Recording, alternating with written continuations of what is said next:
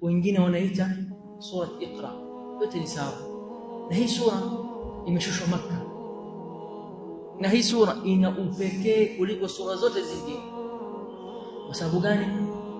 Hizi aya nitakazozisoma hizi, اقرأ باسم ربك الذي خلق، أعوذ بالله من الشيطان الرجيم، بسم الله الرحمن الرحيم، اقرأ باسم ربك الذي خلق، آية كwanza. خلق الإنسان من علق، آية pili. اقرأ وربك الأكرم، ya tatu. الذي علم بالقلم، ya nne. علم الإنسان ما لم يعلم، ya tano. Ndiyo aya na sura na Qur'ani ya kwanza kuteremka kwa Mwenyezi Mungu kwa Mtume Muhammad sallallahu alaihi wasallam. Alipomjia Jibril kwenye ghar Hira, akambana akamwambia Iqra. Ni mara ya kwanza kuona kiumbe ambaye ni malaika. Akasema ma ana biqari, mtume alikuwa hajui kusoma wala kuandika. Na wengine wanatutukana, wanasema mtume wenu hajui kusoma wala kuandika. Inakuwaje mnamwamini mtu ambaye hajui kusoma wala kuandika?